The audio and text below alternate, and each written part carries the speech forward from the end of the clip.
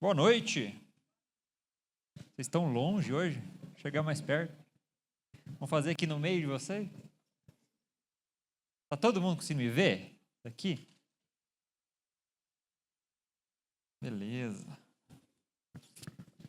E aí, como vocês estão? Muito bem? Deus é maravilhoso, Deus tem muitas coisas para nos dizer. Eu quero começar com uma oração.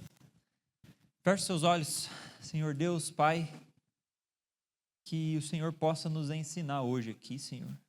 Que o Senhor possa fortalecer a nossa fé e que o Senhor possa se revelar aos nossos corações e que nós possamos, Pai, aprender algo e levar algo para a nossa vida a partir do que vamos aprender aqui hoje. Em nome de Jesus, amém.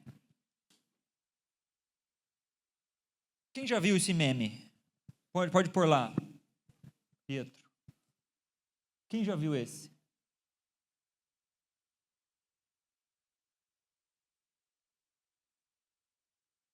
Ixi, falhou? Não, tá indo. Pediu para esperar.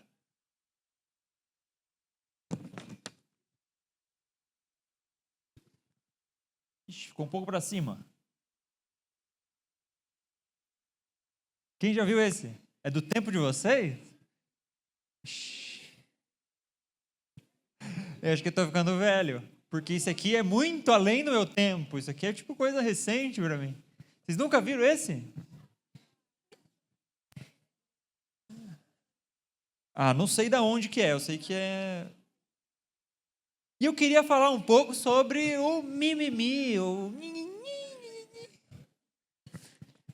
que ele representa, né? É uma representação. Mimimi é uma representação. Representação do quê? De alguém fazendo o quê? Reclamando, chorando. Mimimi. Oh, você já fez isso alguma vez? O que aconteceu? Que não sei o quê. Mimimi.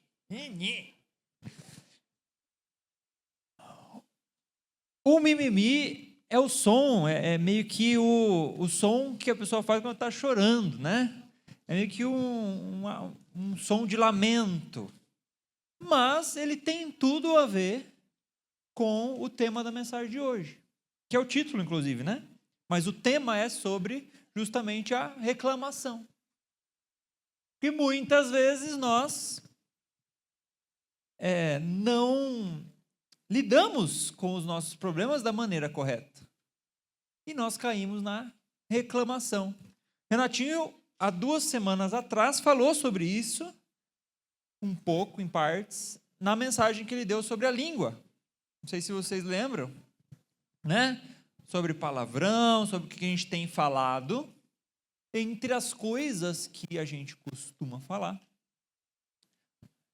e não deveria estar os nossos mimimis. E eu quero começar explicando uma coisa para vocês e lendo alguns versículos que vão dizer e nos dar uma lição que é muito importante. E eu quero ler com vocês o 1 João 16:33, e é só metade dele, e é de propósito, tá? Pode pôr lá. Ficou bem pequenininho, mas eu vou ler. Nesse mundo, vocês terão aflições. Nesse mundo, vocês terão aflições. Depois tem uma continuação, a gente vai falar da continuação. Mas, nesse mundo, a gente vai passar por problemas. Nesse mundo, nós vamos passar por dores. Nesse mundo, nós vamos passar por muitas provas. E o que são essas aflições? O que pode ser? Que tipo de problema? Quem pode falar aí? Que problema que a gente passa? Alguém? Ninguém passa por problema. Matemática. A matemática, para alguns, é um problema insolucionável, né? O X. Quem aqui passa ou já passou por problema de conflito? é um conflito com alguém, na escola, em casa. É ruim ou é bom? Péssimo, né? Tira o sono da gente, tira a paz da gente. Quem já passou por problema de saúde? Renatinho estava orando. É um problema? É aflição? É ruim passar por problema de saúde? Quem já passou por luto ou por um problema de saúde de outra pessoa da sua casa? É bom ou é ruim? Péssimo, né? Dá vontade de reclamar, não dá? Ou se dá, né? Ou se dá vontade de reclamar. Dor, quem já passou por dor? Dor em diversos sentidos. Dor física, passaram por dor física? Dor emocional? Aquele crush que te deu fora? Isso é uma dor que na adolescência dói mais do que qualquer outra, né? Dói, né, Renato? Se dói. Dor emocional, vontade de desistir de tudo, aquela aflição, você deita a sua cabeça no travesseiro e você sente aquela dor. Escassez. Quem aqui passa por escassez? De dizer assim, eu queria ter um iPhone 17 Pro Max, mas não dá, meu pai não tem para me dar um iPhone 17 Pro Max e o Apple Vision Pro, e tudo que eu queria comprar, o tênis da Nike. E às vezes você passa por uma escassez que você não tem o mínimo, que seus amigos têm para ir tomar um sorvete, mas você não tem. Ou que os seus amigos vão a alguma viagem e você não vai. É bom ou é ruim passar por escassez? É ruim, né? Ninguém fala que é bom. Quem aqui já reclamou por causa de escassez? Só eu? Uma reclamandinha assim, só um mimizinho assim, ó. Pô, que droga.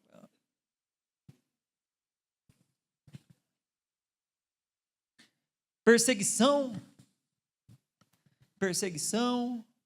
seja por causa da fé, ou seja por causa de picuinhas, ou de problemas, de conflitos. Já passaram por perseguição? É bom ou é ruim? Bom ou é ruim? Bem ruim. Injustiça. Quem já foi injustiçado? Ai, meu Deus, que injustiça. Meu Deus, o professor me mudou de lugar, mas todo mundo estava conversando. Que injustiça. Quem já fez isso? Quem já foi mudado injustamente de lugar? Já levou uma bronca? Sempre injustamente, mas não estava conversando. Dos que foram mudados injustamente e não estava conversando, zero, assim. Que injustiça! Ou algum amigo que você convidou para o teu aniversário e ele não te convidou para o dele? Injustiça! Você deu um presente para alguém e essa pessoa não te deu o outro de volta? Que injustiça! Pecado? Pecado causa dor? Causa dor ou não causa? Caí de novo, mirei de novo, procrastinei de novo. Nesse mundo, vocês terão aflições. Tem alguém aqui que não passou por nada do que eu falei? Passou por nada. Nada dessas coisas, nunca. Não, minha vida é perfeita. Não tive nenhum problema. Isso não é uma verdade, não tem ninguém que levantou a mão. Porque todos nós passamos por isso. Seja crente, seja ímpio, seja o pastor, seja o novo convertido, seja adolescente, seja adulto, seja criança. Todos nós passamos por problemas.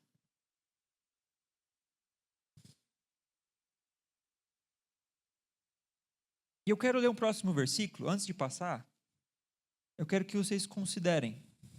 Porque esse versículo, ele está na Bíblia ali meio que como quem não quer nada.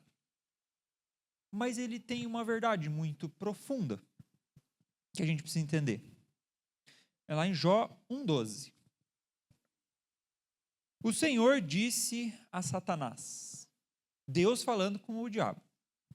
O Senhor disse a Satanás, pois bem, tudo o que ele possui está nas suas mãos. Jó era crente ou não era? O que Deus fez com o crente? Entregou nas mãos de quem? Ele deu autoridade, deu autonomia para Satanás? Deu, né? Apenas não encoste um dedo nele. Então Satanás saiu da presença do Senhor. Tem um outro aqui, ó. Deuteronômio 8, 2 e 3. Lembre-se de como o Senhor, o seu Deus, os conduziu. Isso aqui, ó, deixa eu pegar um contexto. Deuteronômio, ele está falando com o povo de Israel que saiu do Egito e estava passando por perrengue no deserto. Perrengue é problema, é essas coisas ruins aqui, o quintuplicado no deserto. Viver no deserto não é fácil. O deserto é o símbolo do problema, da provação, da vida difícil. Tá? Lembre-se de como o Senhor, o seu Deus, os conduziu por todo o caminho no deserto durante esses 40 anos. Para quê?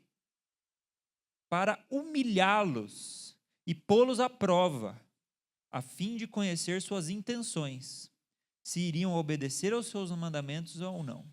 Assim, ele os humilhou e os deixou passar fome. Deus os humilhou. Deus os deixou passar fome. Mas depois os sustentou com o maná, que nem vocês, nem os seus antepassados conheciam, para mostrar-lhe que nem só de pão viverá o homem, mas de toda a palavra que procede da boca do Senhor. O ponto é, existe uma permissão de Deus para que nós passemos por problemas. Deus permite os problemas na nossa vida. Todos os nossos problemas foram causados por Satanás, porque a gente se afastou de Deus? Não. Deus permite os problemas na nossa vida. E quando a gente vai para próximo dele, a tendência é que eles aumentem os problemas, não que eles diminuam. Nós não vamos até Jesus buscando resolução de todos os problemas. Entenderam isso? Deus permite que a gente passe por tribulações. Mas, quando a gente está passando por problemas, quando a gente está nesse, meu Deus, o pecado, meu Deus, o conflito, que eu briguei na escola e agora meu pai vai brigar comigo, e os vícios, e meu Deus, e ainda tem alguém doente em casa, e eu estou com dor no meu corpo, e estou doente, estou com virose, não saio do banheiro. Quando a gente está com problemas, o que a gente vai fazer?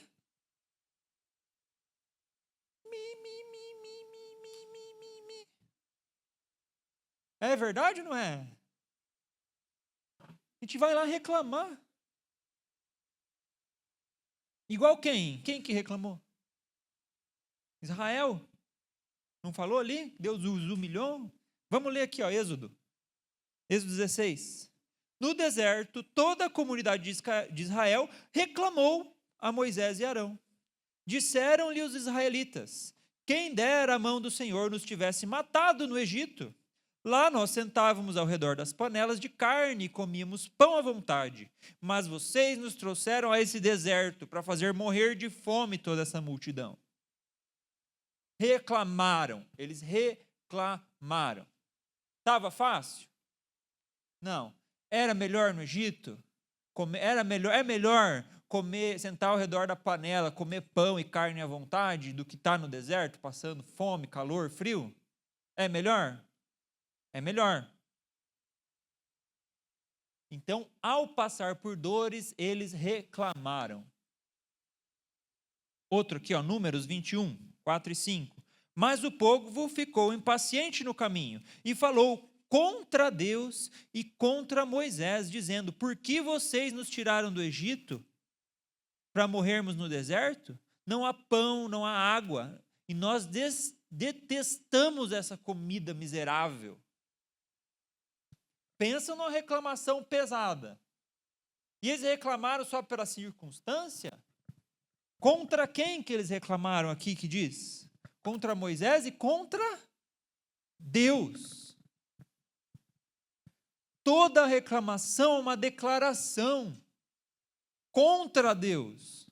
Quando a gente agradece, vocês agradecem no GA, agradece no almoço, ali na família, vocês agradecem? Vocês agradecem? Quando vocês agradecem para quem? Para Deus, né? E quando vocês reclamam para quem? Para Deus. Vocês reclamam de Deus. Deus! Você pode até nem dizer: ah, que calor aqui. Nossa, que frio. Nossa, esse ar-condicionado é muito vento. Esse ar-condicionado é pouco vento. Você está reclamando de Deus, para Deus, com Deus. É Ele o objetivo, porque se Ele é o dono da sua vida, a sua consequência é para Ele que você está destinando a sua reclamação. E lá em Judas vai falar assim: essas pessoas vivem se queixando e são descontentes com a sua sorte, seguem os seus próprios desejos impuros, são cheias de si e adulam os outros por interesse. A reclamação é uma característica do ímpio, daquele que abomina a Deus, daquele que rejeita a Deus, daquele que rejeita a cruz. Isso é a característica da reclamação.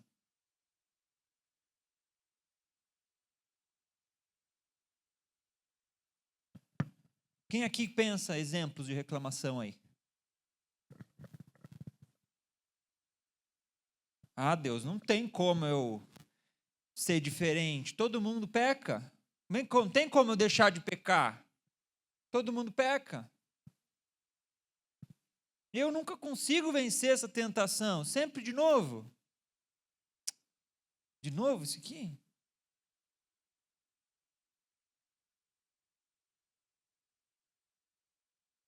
Ah, ninguém me entende em casa. Em casa é só confusão. Minha mãe só me pede para arrumar o quarto, lavar a louça. Faz com essa mesma vozinha ainda, né? O mimimi, né?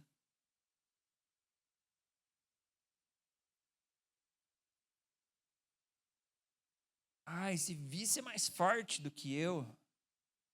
Adianta. Às vezes é só um.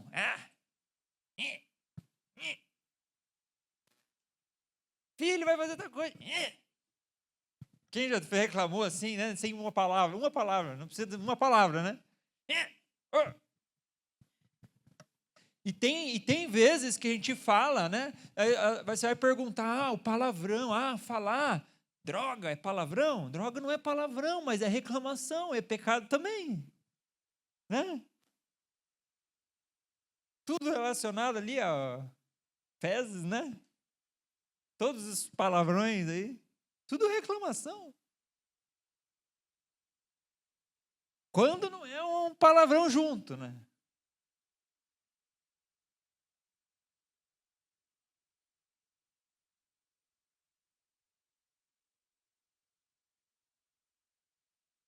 Deus, por que o Senhor deixou passar por isso? Por que, Senhor, que eu estou vivendo esse luto? Por que, Senhor, que essa pessoa tão querida ficou doente e morreu? Às vezes é o seu cachorro, às vezes é alguém muito querido. E não estou minimizando o cachorro. Às vezes é ele e você está triste, você está mal, e você fala, Deus, por que, que a gente sofre tanto?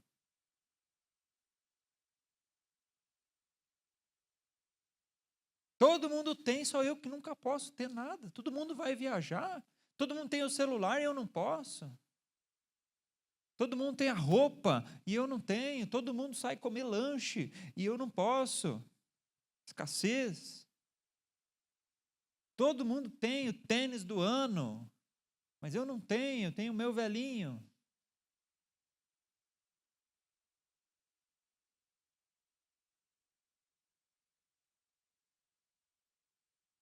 Não adianta ser honesto, você foi passado para trás como ser uma injustiça. Nem adianta se comportar, porque esse professor aí também. Meu líder no start não sei o quê. O líder vai e chama a sua atenção porque ele ama você e ele quer que você aprenda. Esse líder aí, carrasco. É que fácil reclamar, né? É fácil reclamar? Não tenho dúvida, é bem fácil. Mas é bem errado também. E agora que a gente já entendeu que Deus ele permite que a gente passe por problemas, e já entendeu que a nossa maneira de reagir é falando besteira, falando que não devia e reclamando, a gente vai entender o porquê que é assim. Por que ele permite, afinal? Era mais fácil ele, Deus, eu sou salvo, entreguei minha vida para Deus, Jesus morreu por mim, eu sou salvo, ele é amor. Por que ele não me dá paz? A paz de Deus não é a ausência de problemas? Ela não é. Por que ela não é? Podia ser, né? Podia ser, não podia? Eu gostaria que fosse, mas não é. E aí tem um versículo muito interessante, lá em João 15, 1 e 2. Eu sou a videira verdadeira. Jesus falando, né? Eu sou a videira verdadeira e o meu pai é o agricultor. Todo ramo que, estando em mim, não dá fruto, ele corta. Então, está em mim, está em Jesus, mas não dá fruto, ele corta. Não está. É porque não está. Tem que dar fruto, porque senão não é verdadeiro. Mas aqui que está o que a gente vai aprender hoje. Todo ramo que dá fruto, ele poda. Você sabe o que é podar? Podar é assim, quando você tem no contexto ali, uma planta de uva, né? Um pé de uva. Já viram o pé de uva? Videira é a planta que dá uva, tá? O pé de uva. Quando você tem... e a planta, ela vai crescendo para os lados, ela vai, enfim, crescendo para onde tem sol, onde tem apoio. E se você quer que ela dê mais uvas, que ela dê mais frutos, você tem que ir lá corretamente cortar alguns galhos dela, para que daquele galho que você cortou nasça um fruto, para que ela dê mais fruto. Então, você tem um pé de uva, que dá lá 10 uvas, 10 cachos de uva. Se você não fizer nada, ele dá 10. Se você vai lá e poda corretamente, ele vai dar 15, 20 cachos de uva. O que Jesus está falando aqui? Todo ramo que dá fruto, ele poda, para que dê mais fruto ainda. O que é o podar de Deus na nossa vida? É justamente os problemas. Cortar a planta é legal para ela? Sim. Cortei um galho teu. Dói, sei lá, não tem, a planta não tem dor, mas você está tirando um pedaço, cortando fora um pedaço daquela planta, não está? Ferindo aquilo. Precisa ferir a planta para podar. Não precisa? E isso faz com que a planta gere mais fruto. Deus se importa tanto com cada um de vocês, Ele se importa tanto com você, que Ele decide permitir que você passe por problemas. Ele decide dar autorização para Satanás, às vezes, tocar em coisas da sua vida, te trazer dores para fazer você mais forte. Escreve isso aí.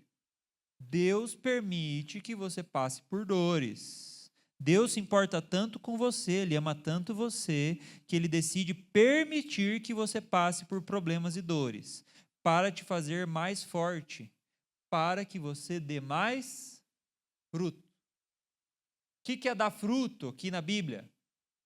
É que você entenda, que você amadureça o seu caráter e que você abençoe outras pessoas. Que você influencie outras pessoas, leve mais pessoas para Cristo. O servo de Jesus que dá fruto é aquele que espalha a mensagem de Jesus. Que não guarda a salvação só para ele, mas que ele leva para outras pessoas. Aquele que serve no ministério, aquele que evangeliza o colega, aquele que abre o grupo de louvor lá no recreio da escola. Esse está dando fruto. Paulo passou por isso. Tá? Lá em 2 Coríntios 12, 7. Para impedir que eu me exaltasse por causa da grandeza dessas revelações, foi-me dado um espinho na carne. Espinho na carne, um problema, uma dor, um pecado. Eu não sei exatamente o que é, mas foi um espinho na carne, um mensageiro de Satanás para me atormentar. 3 vezes roguei ao Senhor que tirasse de mim. Mas ele me disse: a minha graça é suficiente para você, pois o meu poder se aperfeiçoa na fraqueza. A minha graça é suficiente para você, pois o meu poder se aperfeiçoa na fraqueza. A gente só vai entender o quão grande, o quão poderoso Deus é quando a gente estiver fraco. Quando a gente entender que a gente não pode por nós mesmos. A gente não tem autossuficiência. A nossa autossuficiência não é suficiente de nada. É só Ele que é suficiente, é só Ele que pode nos trazer a paz. Portanto, eu me gloriarei ainda mais alegremente em minhas fraquezas, para que o poder de Cristo repouse em mim. Paulo está falando assim: Deus, eu vou agradecer pelos meus problemas, porque eu sei que é o Senhor que está fazendo o bem em mim através deles. Vocês sabem aquele versículo, nem está na palavra, que o evangelho de Jesus é loucura para os que estão no mundo? É tão loucura que a gente vai agradecer pelos nossos problemas. É loucura isso? Aos olhos do mundo é, né? Para nós faz todo sentido. Por isso, por amor de Cristo, regozijo-me nas fraquezas, nos insultos, nas necessidades, nas perseguições, nas angústias, pois quando sou fraco é que sou forte.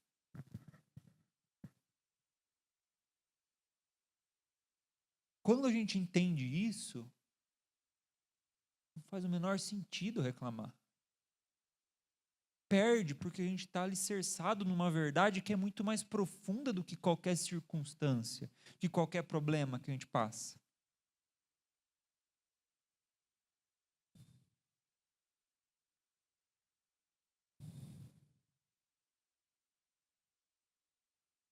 Eu quero ler com vocês um capítulo inteiro da Bíblia. Se você tem Bíblia aí no celular, ou Bíblia física, abre lá em Isaías 40.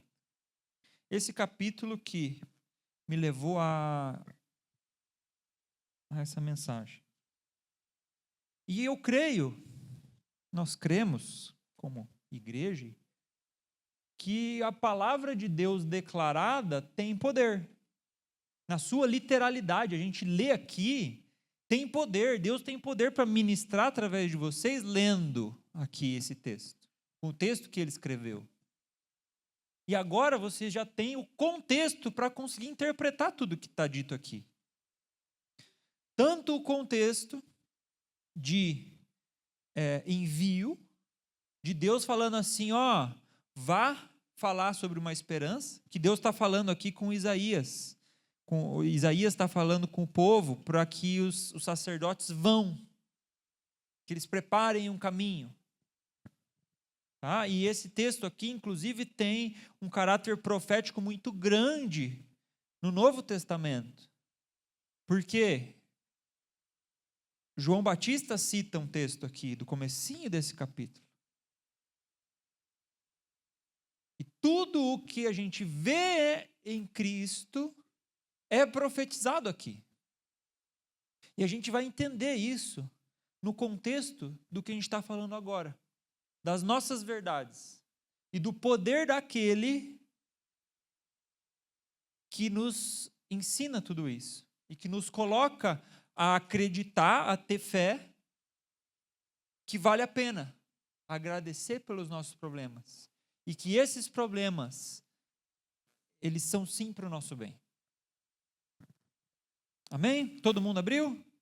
Pode ser no celular, não tem problema. Eu estou lendo na NVI, tá? No slide vai ter a partir do 10, mas eu vou ler do 1. Tá? Consolem o meu povo, diz o Deus de vocês. Deus está mandando vocês consolarem. Isso já é um chamado. Consolar é o quê? E ele fala 2 vezes, consolem. O que é consolar? Quando alguém está passando por problemas, você fala assim, viu? Deus tem um propósito para os seus problemas. Deus quer te usar, Deus quer te moldar. Tem tudo a ver com o que a gente está falando. Encorajem a Jerusalém e anunciem que ela já cumpriu o trabalho que lhe foi imposto. Pagou por sua iniquidade e recebeu da mão do Senhor em dobro por todos os seus pecados. Uma voz clama, no deserto preparem um caminho para o Senhor, façam no deserto um caminho reto para o nosso Deus. Jesus está voltando ou não está? Ele está chamando a gente para quê? Para preparar um caminho no deserto, igual João Batista fez. Que João Batista cita esse versículo. Quando eles perguntam, quem que você é? Eu sou a voz que está preparando um caminho reto para o Senhor. Todos os vales serão levantados, todos os montes e colinas serão aplanados, os terrenos acidentados se tornarão planos e as escarpas serão niveladas. A glória do Senhor será revelada e juntos todos a verão. Jesus está vindo ou não está? E ele vai acabar com os problemas. Os montes vão ser planos, o acidente, os problemas, as tribulações, elas vão ser sanadas. A glória do Senhor será revelada. Pois é o Senhor quem fala, uma voz que ordena, clame. E eu pergunto, o que clamarei? Que toda a humanidade é como a relva, e toda a sua glória como as flores do campo. A relva murcha e cai sua flor, quando o vento do Senhor sopra sobre elas. O povo não passa de relva. A relva murcha e as flores caem, mas a palavra do nosso Deus permanece para sempre. Você que traz boas novas a Sião, suba num alto monte. Vá. Deus está enviando, suba num alto monte. Você que traz boas novas a Jerusalém, erga sua voz com fortes gritos. Erga, não tenha medo. Diga às cidades de Judá: aqui está o seu Deus. E aqui a gente vai entender o poder, a grandeza dele. Tenta imaginar o que a gente vai ler agora. O soberano, o Senhor, vem com poder. Com seu braço forte ele governa. A sua recompensa com ele está, e o seu galardão acompanha. Como pastor, ele cuida de seu rebanho. Com o braço ajunta os cordeiros e os carrega no colo. Conduz com cuidado as ovelhas que amamentam suas crias. Quem mediu as águas na mão com o palmo ou com o palmo definiu o limite dos céus?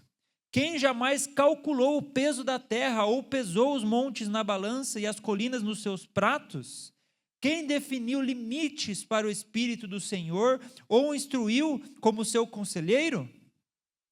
A quem o Senhor consultou que pudesse esclarecê-lo e que lhe ensinasse a julgar com justiça? Quem lhe ensinou o conhecimento ou lhe apontou o caminho da sabedoria? Na verdade, as nações, os Estados Unidos, a Rússia, a China, são como a gota que sobra no balde. Para eles são como o pó que resta na balança. Pensa uma balança pesando pó. Não é nada. Para ele as ilhas não passam de um grão de areia, nem as florestas do Líbano seriam suficientes para o fogo do altar, nem os animais de lá bastariam para o holocausto. Diante dele todas as nações são como nada, para ele são sem valor e menos que nada. Com quem vocês compararão Deus? Como poderão representá-lo? Com uma imagem que o artesão funde, que o ourives cobre de ouro? E para a qual modela correntes de prata? Ou como o ídolo do pobre, que pode apenas escolher um bom pedaço de madeira e procurar um marceneiro para fazer uma imagem que não caia?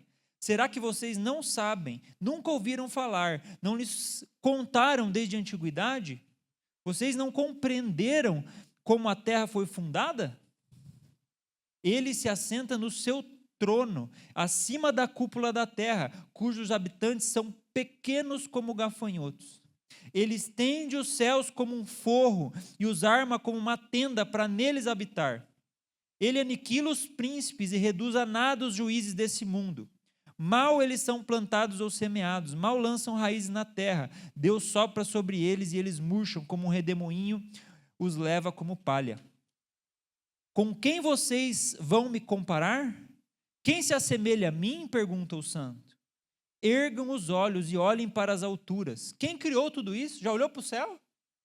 Já viu as estrelas? Você sabe que o universo é grande? Já ouviu isso aí na aula de física lá? É grande ou não é? Olha o que Deus faz. O universo é grande, Deus fez o universo grande para a gente saber que Ele é maior. Para a gente ter uma mínima ideia de que Ele é maior do que os infinitos que a gente vê, os 10 elevado a não sei quanto, que é o tamanho das estrelas do universo, não sei quantos milhões de anos-luz. Aquele que põe em marcha cada estrela do seu exército celestial, e todas chama pelo nome. Cada estrela ele põe em marcha. Imagina as estrelinhas enfileiradas assim, ó, diante dele. Tão grande é o seu poder e tão imensa a sua força, que nenhuma delas deixa de comparecer. Por que você reclama, ó Jacó? Por que se queixa, ó Israel?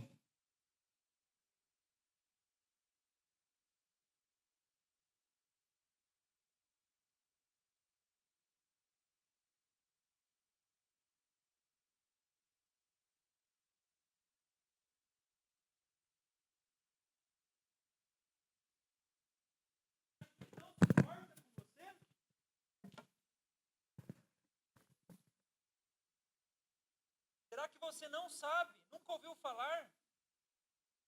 O Senhor é o Deus eterno, Criador de toda a terra.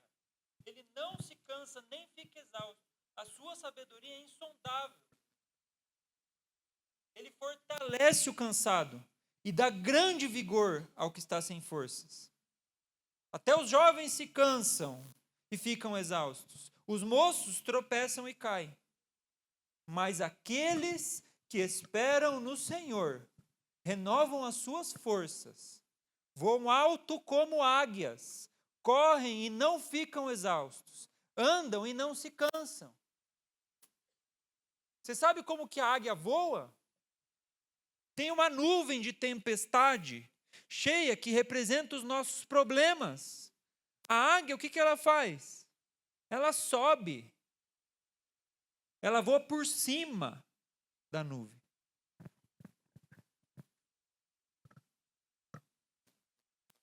Deus não está dizendo que a gente não vai passar por tempestade, mas Ele está dizendo que aqueles que confiam nele não vão sentir a tempestade, vão passar por ela. Vale a pena você fechar a sua boca e não reclamar e colocar em gratidão e se render a Ele, porque você tem fé. Porque você tem fé que Ele é tão grande quanto o que a gente leu aqui. Que Ele que criou todas as coisas. Ele que colocou a gente aqui. E Ele se importa com você, com cada um de vocês. Mesmo que pareça porque você tem tantos problemas que Ele não te ama. Mas sim, Ele te ama. Sim, Ele quer te curar. Sim, Ele quer te salvar. Sim, Ele quer transformar a sua vida.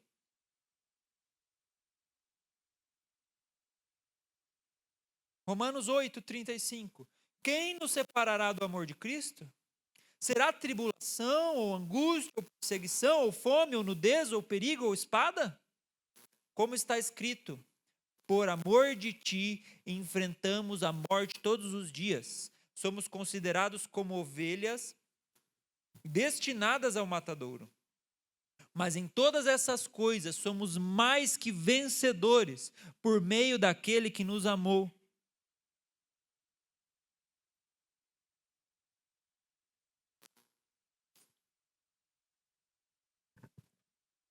Quando eu entendo que Deus tem um propósito para as minhas dores, o meu sofrimento, eu perco todo e qualquer motivo para reclamar. Que eu tenho fé, eu confio que Ele está cumprindo um propósito muito maior para a minha vida. Que Ele vai me usar, que eu vou transformar essas dores em bênção, que eu vou dar mais fruto.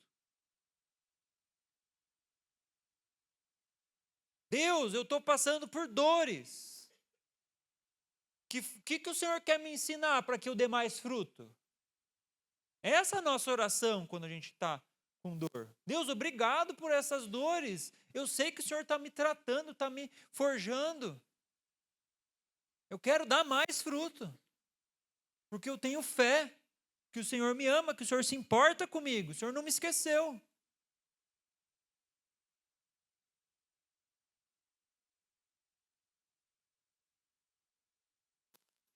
E não é só para a gente ficar confortável. Deus quer que a gente se levante, que a gente vá. E aí tem um versículo que todo mundo que fez o 30 sabe. Já sabe de cor. Bendito seja o Deus e Pai do nosso Senhor Jesus Cristo, Pai das misericórdias e Deus de toda consolação. Lembra da consolação? Que é quando a gente passa por dores e a gente é consolado do nosso mimimi? Para que a gente precisa? Para que Deus nos consola? Para que Deus nos faz passar por dores e nos consola? Para que com a consolação que a gente recebeu, a gente possa consolar os que estão passando por tribulações. Deus quer que você se levante, Deus quer que você vá, Deus quer que você espalhe a sua mensagem, que você seja grato, que você pare de reclamar e que você haja, que você atue, que você fale assim, Deus, eu creio que o Senhor tem o melhor para mim, eu creio que os teus caminhos são muito mais altos do que os meus, eu creio nas tuas promessas, eu creio que todas as coisas, Pai, estão sob o teu controle. E eu tenho fé e eu vou seguir o teu caminho até o fim. Feche o seu olho. Em nome de Jesus, Pai. Eu quero entregar aqui, Senhor, a minha vida. Porque eu entendo, Senhor, que mesmo que eu passe por lutas, o Senhor está comigo. O Senhor tem um propósito para todas elas, Pai.